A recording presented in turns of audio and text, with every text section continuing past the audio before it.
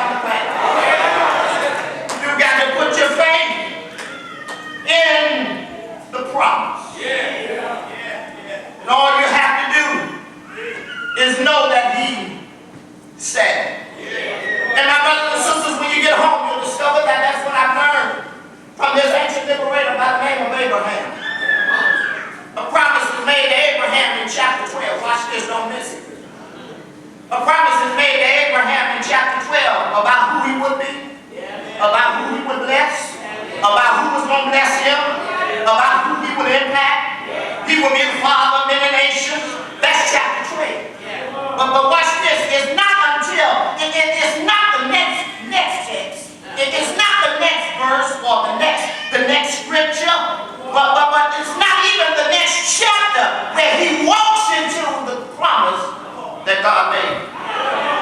What happened after being told of the promise?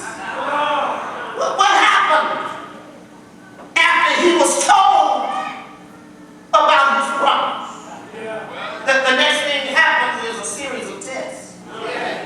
I don't care how saved and sanctified you are, you're going to have to go through something. I don't care how much you shout and speak in tongues, you're going to have to go through something. If you don't look at Abraham, there was the family test. He had to leave his father and go to a land God has shown him, and he passed the test. There was the family test, which he failed because he doubted God and went down to Egypt to get help. That was the test. Then there was the fellowship test where he gave Lot the first choice to the pasture land and he passed the test. Then there was the fight test where he defeated the king and passed the test. There was the portrait test when he said no to the wealth of Sodom and he passed the test. There was the fatherhood test when he stopped at Marvin Cope's shop and Sarah got impatient with God and suggested he go to sleep with Hagar and he failed the test.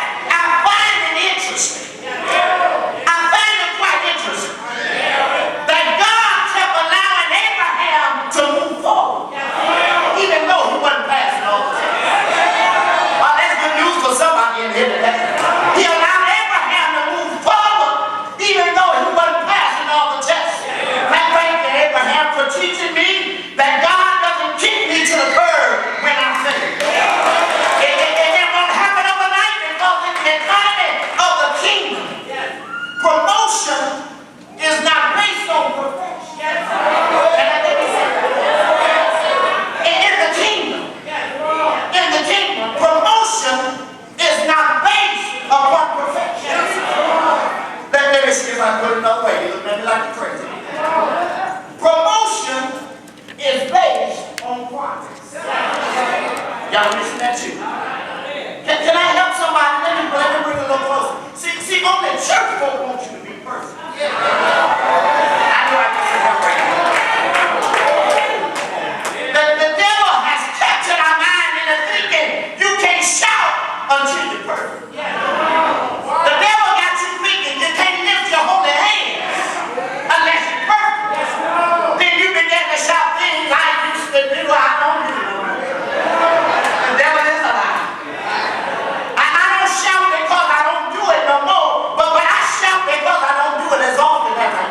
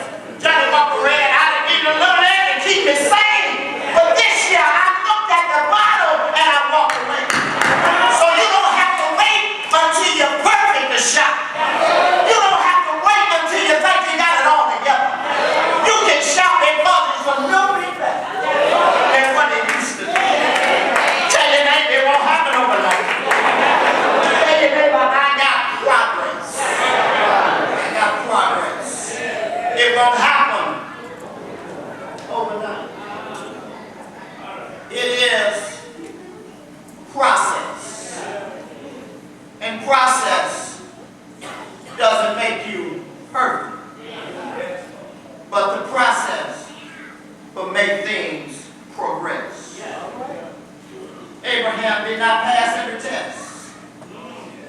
But God kept him moving forward. Abraham did not dot every I, cross every T. But the Lord allowed him to move forward. There's a story I reminded of as I go to my seat. A little lady was doing quite well. Her family had got down and had to take residence in our home. She was doing so well that she was able to build an extra room to the house. But then, right there in the midst of her city, there was a very good hurricane that came and tore down the house. The lady didn't have much money. She used the little money that the government gave her to build a little shack. She got the shack built, didn't have enough room for all of her family. Family had gotten a little well off, and they forgot about the little lady. Every holiday they'll come back to her home, and they'll ask her, how are you doing? The little lady said, I am sustained. You're going to walk right into it. A few years went by. They approached the lady again, and they asked her, how are you doing? The lady would ultimately reply, I am sustained. I got clothes now. I'm going home. A few years went by, and they asked the lady again, how are you doing? She said, listen, I'm not tired of you now. Asking me, how am I doing? I want to ask you, how are you doing? One of the children said, Mother, I've lost my home. The other one said, I lost my job, and so they came and took my vehicle. The other one looked at her and said, I lost everything that I had, which wasn't that much. And they looked at her and said, now we've told you about us.